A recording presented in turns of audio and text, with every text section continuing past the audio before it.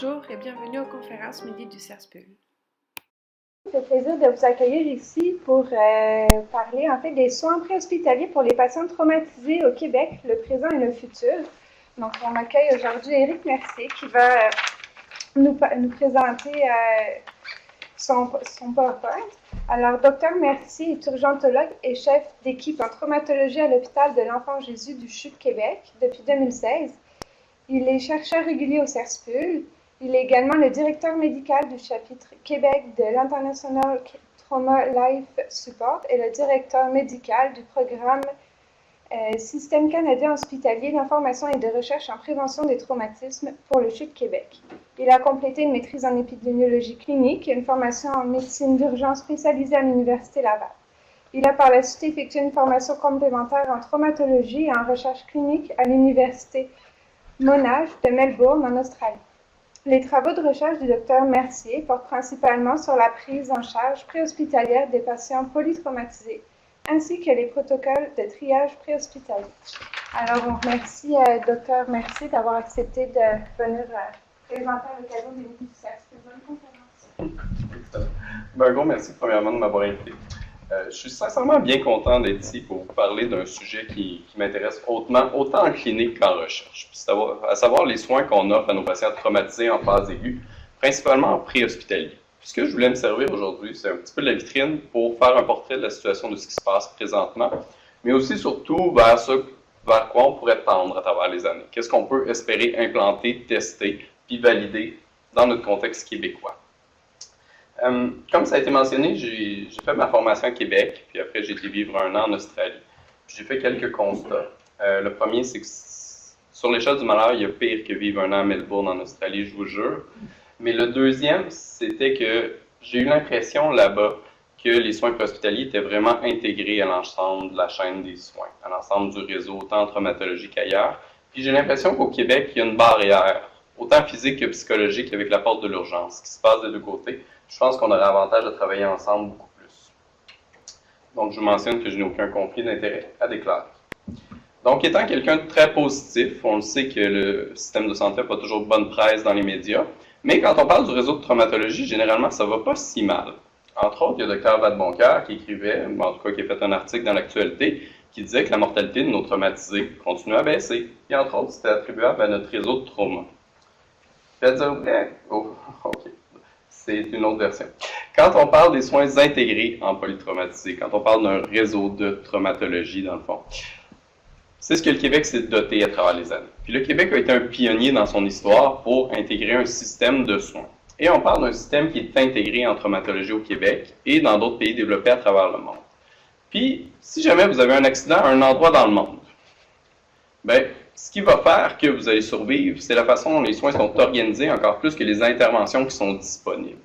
Et c'est selon le Québec c'est doté. Puis on dit que se doter d'un système de soins, c'est plus efficace que n'importe quelle autre intervention qu'on pourrait faire. C'est jusqu'à 15% de mortalité. Puis dans des pays où il n'y a pas de système de traumatologie organisé, pas de trajectoire de soins, c'est jusqu'à 1/3 des patients qui pourraient être sauvés suite à un système de traumatologie. Donc ça a quand même un bon impact. Maintenant, pour qu'un système comme celui du Québec soit efficace, les caractéristiques qui sont sorties, c'est entre autres justement qu'il soit intégré. Puis comme je le disais, au Québec, je pense qu'on peut travailler encore un petit peu là-dessus. C'est un système qui repose sur un continuum de soins. Donc, que ce soit de la prévention des blessures jusqu'à la réadaptation et puis l'insertion sociale par la suite.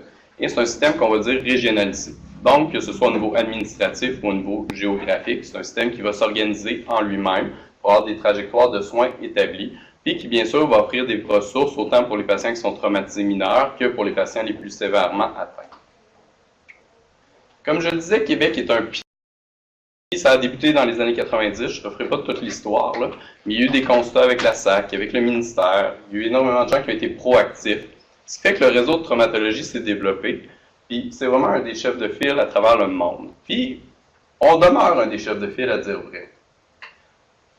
Entre autres, ce qu'on remarque, et c'est une étude de Lynn Moore qui est affiliée à l'Université Laval, quand on regarde la mortalité intra-hospitalière de nos patients traumatisés. Donc, à partir du moment où ils ont franchi le seuil de l'hôpital pour les traumatisés sévères, quand on se compare à ce qui se fait dans d'autres provinces au Canada, on a des excellents chiffres. À dire on a les meilleurs chiffres. En 2012, qui était la dernière année analysée, c'était 7%. alors que la moyenne canadienne est autour de 10%. Donc, la bonne nouvelle, c'est quand le patient franchit le seuil de l'hôpital, ça va bien. Maintenant, pour que ça fonctionne bien, comme on le dit, c'est un continuum de soins. C'est un consortium avec des soins qui sont intégrés. Et puis, il y a plusieurs maillons, il y a plusieurs variations sur le thème. Les fonds de recherche en santé du Québec ont identifié 14 maillons. Et ils disent qu'un système de traumatologie va entre autres inclure la prévention des accidents et des blessures, va inclure après ça l'axe préhospitalier, l'axe intra-hospitalier et l'axe réadaptation. Ce qu'on se rend compte, c'est que ce n'est pas toutes ces composantes-là qui ont progressé autant dans les dernières années, puis ce n'est pas toutes ces composantes-là qui ont été étudiées de la même façon. Quand on regarde tout ce qui est prévention des blessures, prévention des accidents, on a fait un travail pour vrai en termes de santé publique qui est extraordinaire. Là. Autant pour les voitures, la qualité des voitures, les accidents de la route, les législations, les campagnes de sensibilisation. Il y a énormément de travail qui a été fait et qui a payé de ce côté-là. Quand on regarde de l'autre côté, un coup qu'on est rendu en intra-hospitalier, ben c'est là où la majorité des études ont été faites. À savoir, nos soins intensifs se sont améliorés, les techniques chirurgicales, les protocoles d'angioembolisation. Des patients qui, il y a 20 ans, avaient leur rate enlevée suite à un traumatisme de la rate sont beaucoup mieux observés par la suite. Il y a eu beaucoup d'études, entre autres physiologiques, qui ont été faites sur cette clientèle-là, et quand même assez d'études en réadaptation par la suite. À dire vrai, quand on regarde les chiffres, c'est même impressionnant ce qu'on a fait en intra-hospitalier. Une mortalité qui est autour de 50% au début des années 90 est rendue à 7%. Il n'y a pas beaucoup de pathologies qui se sont rendues là en termes de progression. Si en 2019, vous arrivez dans un hôpital, un centre tertiaire de trauma, et que vous êtes encore vivant, les bonnes chances sont que vous allez rester vivant. À moins que vous soyez excessivement malade, ce qui est relativement rare, que vous ayez un trauma crânien grave, pour lesquels la progression des connaissances et tout ça est peut-être un petit peu plus lente, ou tout du moins l'amélioration thérapeutique de ces patients-là. Soit que vous êtes une personne âgée, donc vos réserves physiologiques, votre vulnérabilité fait que vous ne serez pas capable de survivre, et c'est pas loin de 50% de notre mortalité en centre de trauma présentement, ou soit que vous allez avoir une complication de vos procédures. Mais bref, la mortalité a vraiment diminué de manière exponentielle. Maintenant, quand on regarde l'axe préhospitalier, c'est peut-être pas le cas. Puis je pense que ça devrait être l'axe sur lequel on s'attarde prochainement si on veut continuer à améliorer ce système-là, pour plusieurs raisons. Premièrement, il y a une tendance lourde. Les patients avant mouraient à l'hôpital et c'était 15-20% des patients qui ne se rendaient pas à l'hôpital. Maintenant, quand on regarde, c'est jusqu'à 70% des patients qui vont décéder avant de se rendre à l'hôpital, en traumatologie. Puis, contrairement à la croyance populaire, ce n'est pas tous des patients qui ont la tête arrachée ou l'art fendu en trois. Quand on regarde ces cas-là, quand on analyse les rapports d'autopsie, c'est quoi les pathologies qu'elle avait, quand on compare les soins qui ont été offerts par rapport aux standards de soins, mais on se rend compte que c'est jusqu'à 50% de ces décès-là qui potentiellement pourraient être évitables.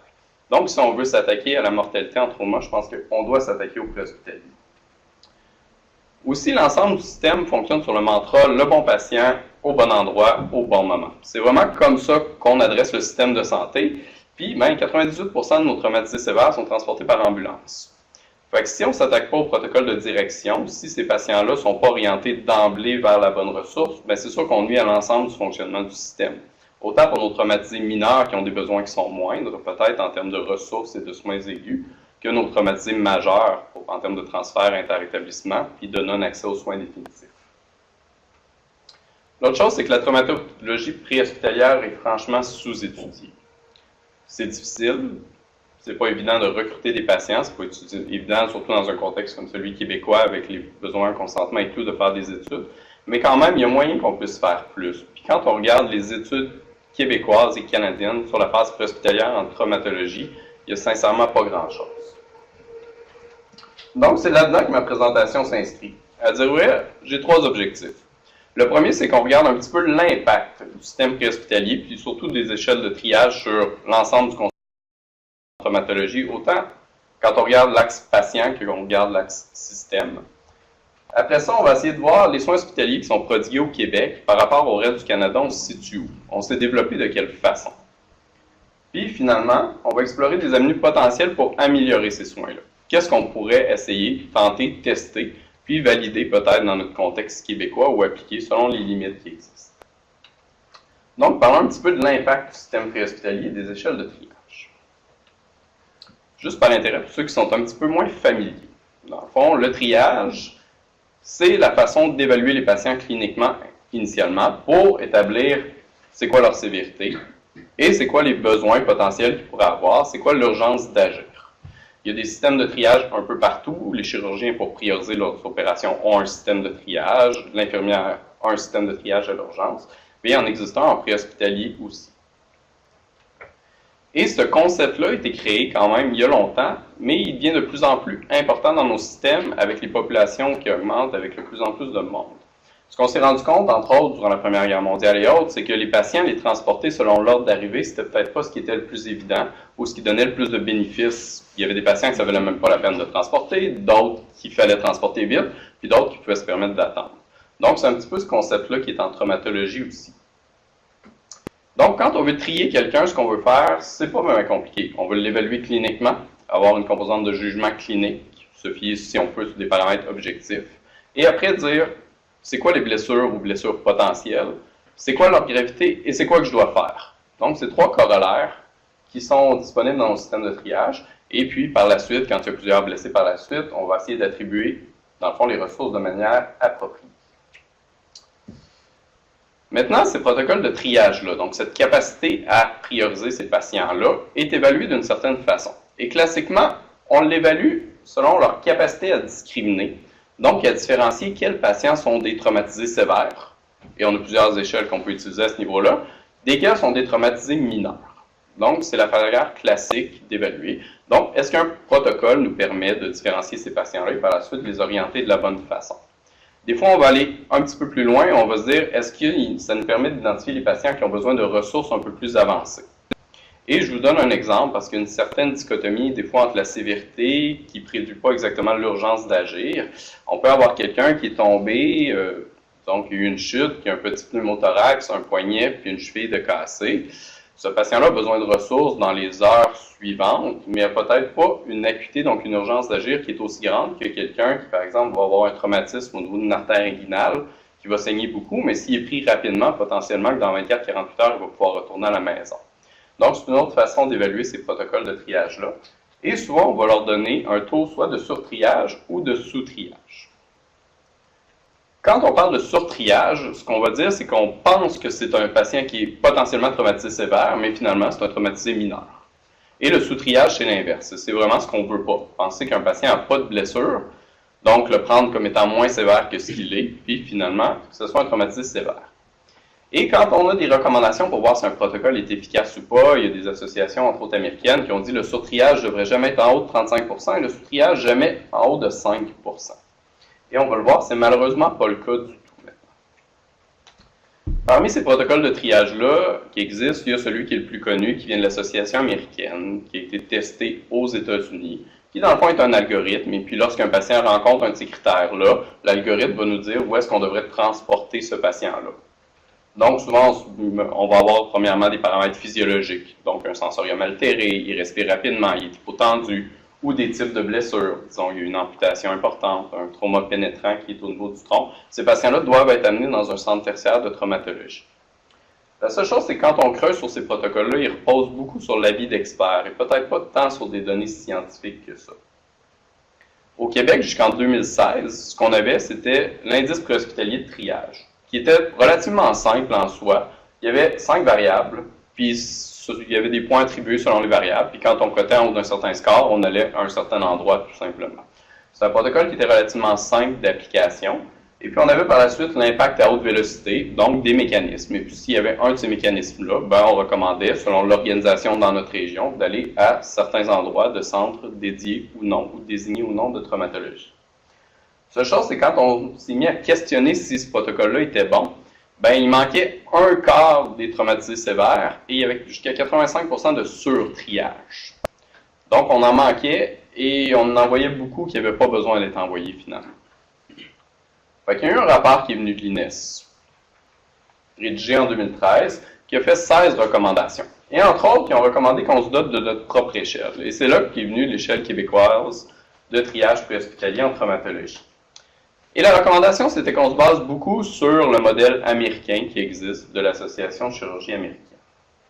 Et quand on regarde ce modèle-là, c'est à peu près le modèle calqué, à quelques variations sur le thème près ou quelques variations locales ou régionales qu'on peut appliquer. Donc, c'est le même concept, étape 1, étape 2, et si on rencontre une de ces étapes-là, on a notre organisation régionale qui nous dit où on devrait aller. Dans le QTPT, par exemple, on a introduit d'autres variables, et entre autres le fameux temps de transport. Où ce que ça nous dit, c'est que si un patient rencontre entre autres l'étape 1 ou l'étape 2, ben, il doit être transféré de préférence dans un centre tertiaire de traumatologie dans un délai de 60 minutes.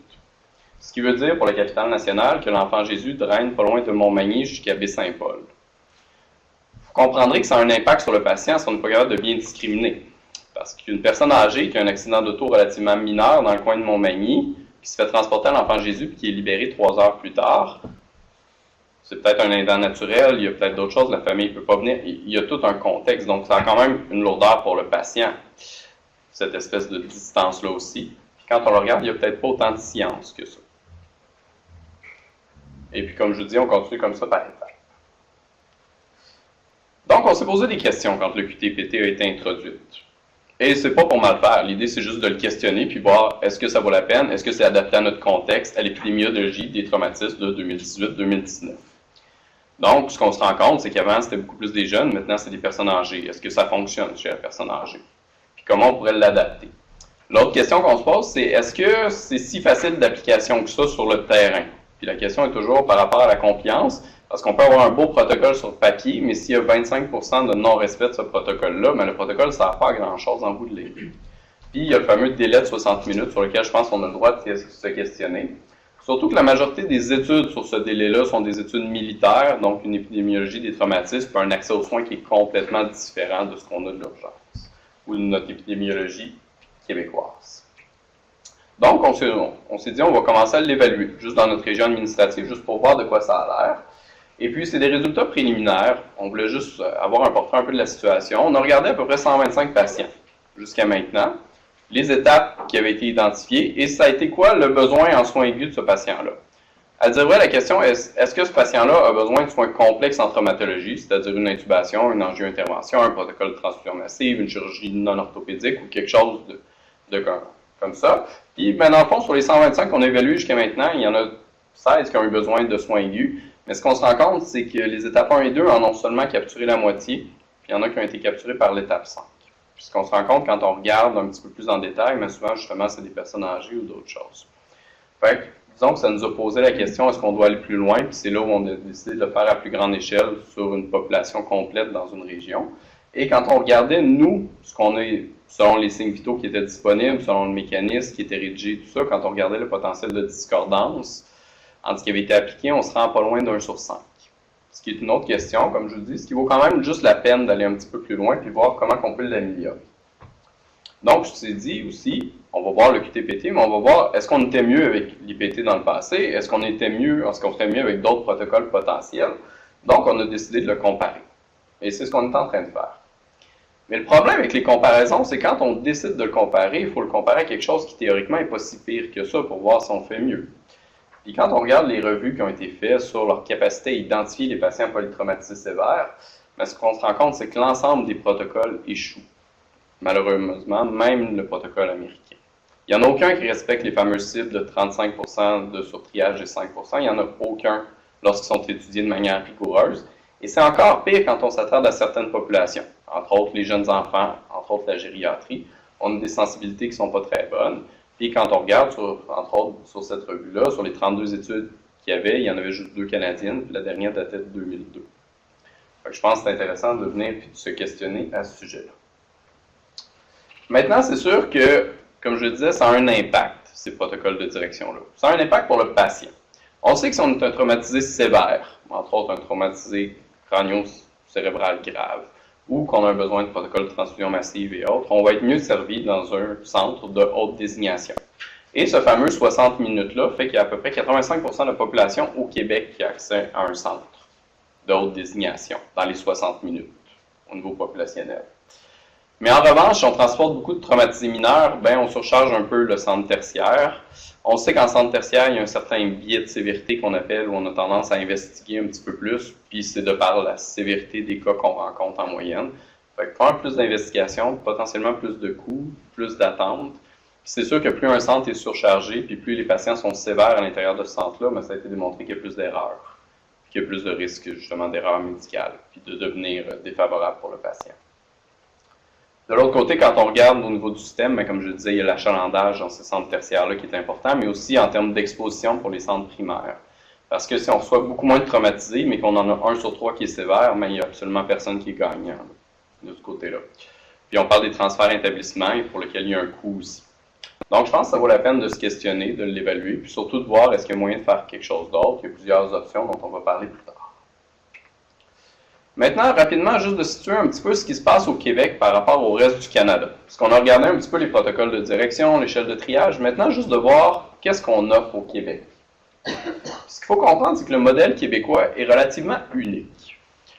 La bonne nouvelle là-dedans, c'est que l'ensemble des modèles préhospitaliers sont relativement uniques en eux-mêmes parce qu'ils ont tous grossi un petit peu de manière régionale puis parfois provinciale, de manière un peu indépendante. Fait qu'il n'y a vraiment pas un standard de soins qui existe.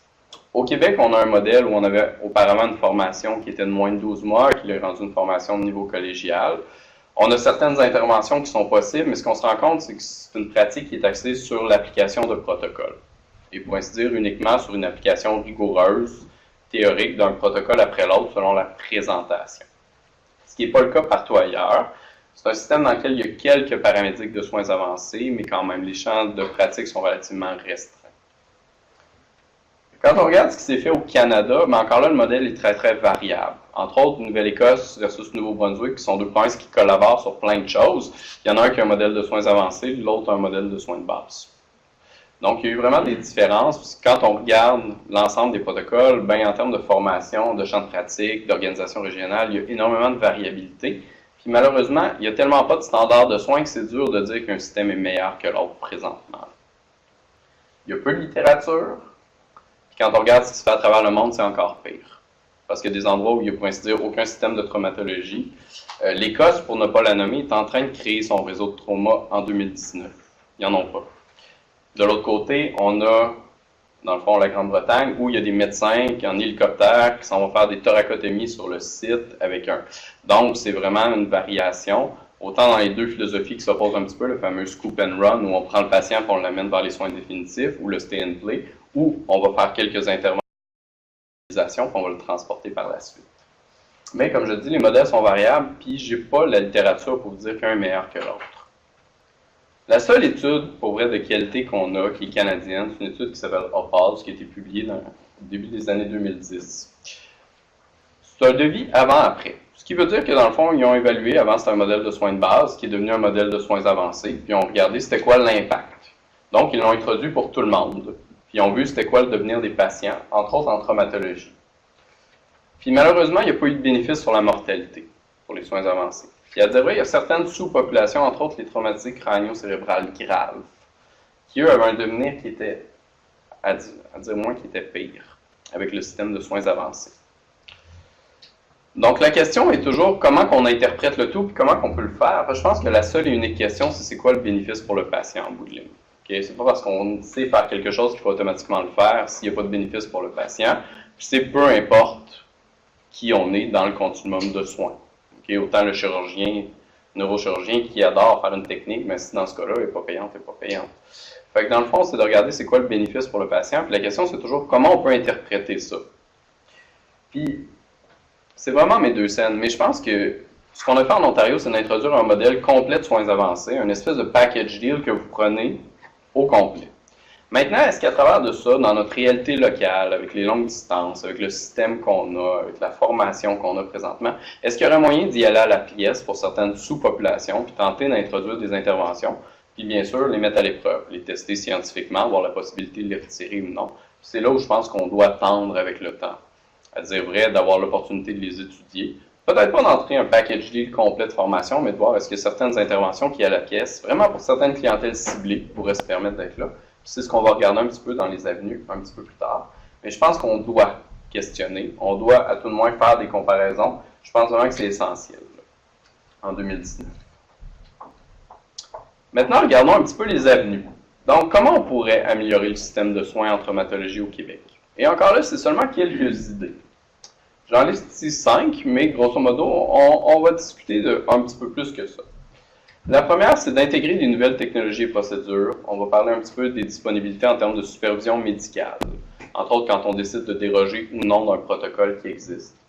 Est-ce qu'on peut travailler sur nos protocoles de triage? Comment on pourrait évaluer la qualité de soins? Prioriser la recherche en préhospitalier. Puis un petit peu plus tard, on va discuter, est-ce qu'on a des trajectoires de soins qui peuvent être un petit peu différentes pour nos patients? Parce qu'on parle beaucoup des traumatismes sévères, mais il faut se rappeler que la majorité de notre clientèle, c'est des traumatismes mineurs. Donc, est-ce qu'il y a des modèles alternatifs de soins qu'on pourrait utiliser pour ces patients-là? Donc, parmi les nouvelles procédures et technologies que j'aimerais ou qu'on aimerait, disons, tester par la suite ou à tout le moins mettre en application, la première qui est pour moi de loin la plus évidente, c'est le soulagement de la douleur. Je trouve ça un petit peu incohérent. En 2019, qu'on ait un protocole qui nous dit vous pouvez avoir 2 fémurs de cassé, vous allez faire 55 minutes d'ambulance, mais qu'on ne soit pas capable de rien vous donner pour la douleur, je trouve que ça fait personnellement pas de sens.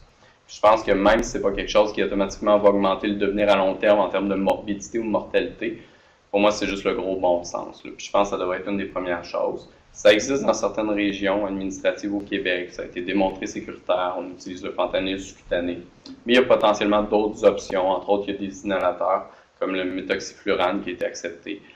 Donc, il y a probablement des choses qui s'en viennent de ce côté-là. Je ne pense pas qu'en 2019, on doit laisser nos patients souffrir dans les ambulances, à moins d'être vraiment critique, blessé, puis qu'il y ait quelque chose sur lequel on doit agir de manière urgente. Je pense que ça ne fait pas de sens, c'est une des choses sur lesquelles on doit se pencher plus rapidement. Oui. C'est-tu le protoxyde? Non, ça s'appelle le Pentrox, qui est le nom, dans le fond, qui est un inhalateur, qui a certains effets opioïdes, mais sans la sédation qui vient avec. Comme je dis, c'est quelque chose qui vient d'être accepté par Santé Canada il y a à peu près 1 an. Je l'ai mis là, il y a d'autres options. Laquelle est la meilleure, honnêtement, je ne sais pas, puis ça vaut la peine de la tester pour voir. Je suis fort conscient qu'en termes de soulagement de la douleur, d'avoir du fentanyl dans les ambulances, bon, il y a des limites logistiques en termes d'éthique. Il y a des surveillances qui sont requises, mais on est quand même en 2019. Fait que je pense qu'on doit être capable de dépasser ces barrières-là.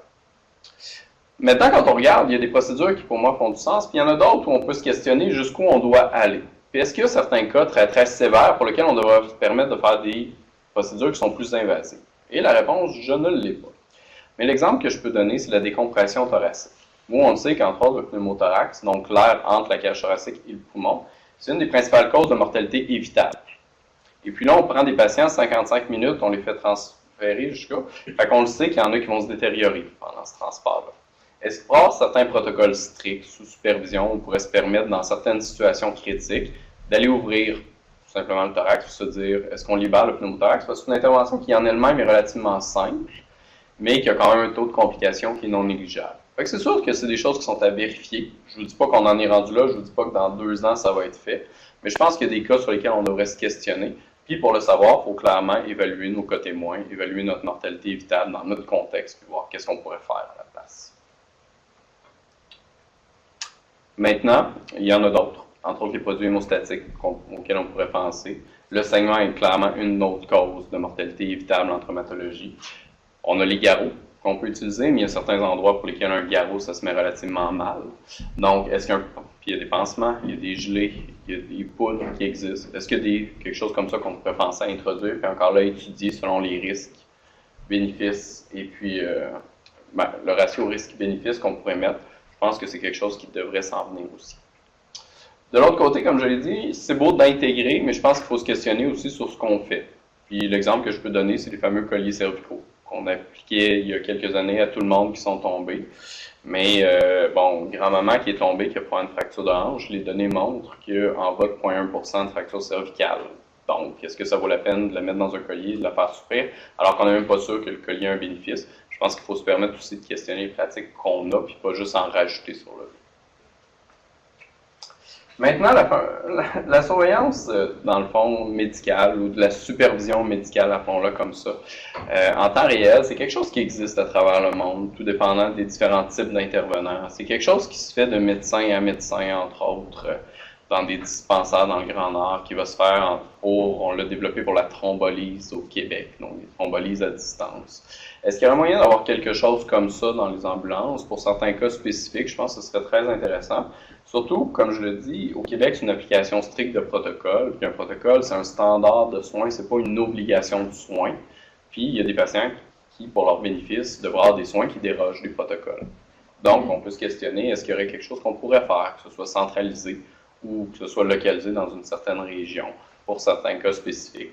On peut aller jusqu'à la télé, donc dans le fond, le monitoring vidéo, mais il y a un moyen que ce soit juste un téléphone en 2019 pour commencer. L'autre chose, comme je disais, qui pour moi est une de mes priorités, une des choses que je veux vraiment attaquer prochainement, c'est ces protocoles de triage-là. Est-ce que la réponse réside dans le QTPT ou dans quelque chose de complètement différent? Je ne sais pas.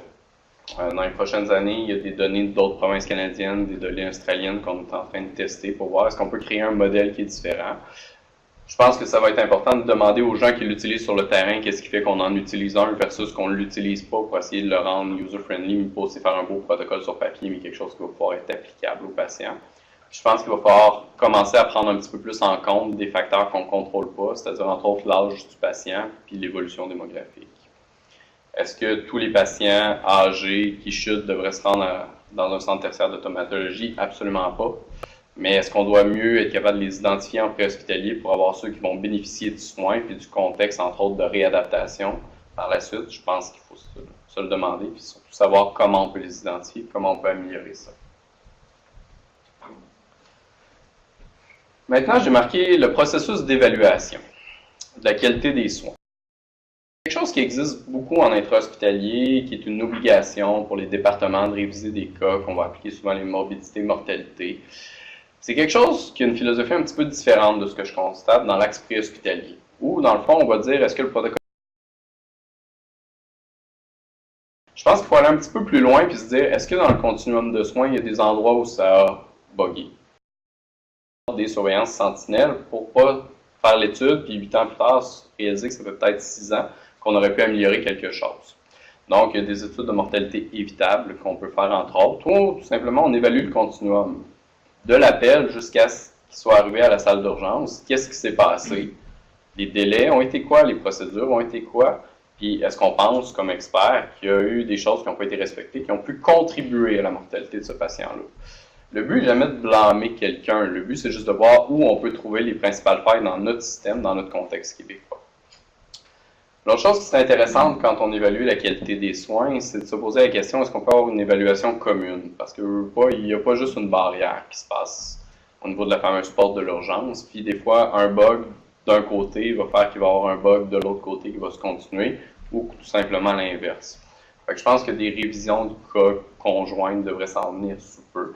Des comités conjoints, puis des plans de formation continue, tout dépendant de nos trouvailles qu'on a par la suite. Maintenant, il y a la priorisation de la recherche en soins préhospitaliers. Les fonds de recherche en santé du Québec ont comme priorité les maillons 7 à 14 depuis des années, donc ce qui exclut le préhospitalier. Non seulement ça rendrait mes demandes de subvention beaucoup plus faciles et avoir des sous beaucoup plus faciles, mais je pense quand même que dans notre système, ça fait du sens de se concentrer, entre autres, sur le système préhospitalier présent. L'autre chose dont je voulais vous parler,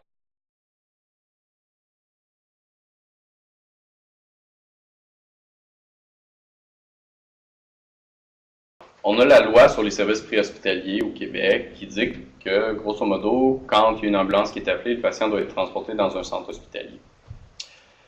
On peut se questionner si le centre hospitalier est toujours la bonne direction pour ce patient-là. Et des fois, on peut même aller jusqu'à se questionner, est-ce que ce patient-là a besoin d'un transport ou s'il y a quelqu'un qui pourrait venir à la maison quelques heures plus tard pour le réévaluer.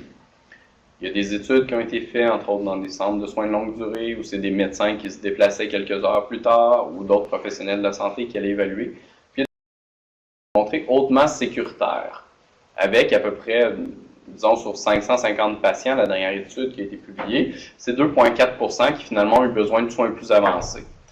On a réussi à sauver 50.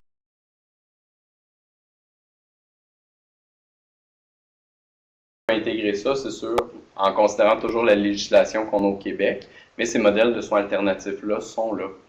Puis même quand on déborde un petit peu de la traumatologie, bien, quelqu'un qui est fort connu du centre de crise, qui a un état dépressif, qui a une crise, est-ce que vraiment d'être amené à l'urgence dans un cubicule sur heures après le médecin, ce soit offrir les meilleurs soins à ce patient-là, je suis loin d'être convaincu. Fait qu'il y a des modèles comme ça qui sont peut-être à repenser. Donc, en conclusion, je pense qu'on a un excellent système au Québec de soins en traumatologie, puis on doit en être fier. Maintenant, je pense pas qu'on doit s'asseoir dessus puis considérer que tout est fait, que tout est beau. Il y a des choses qu'on doit continuer à travailler, puis je pense que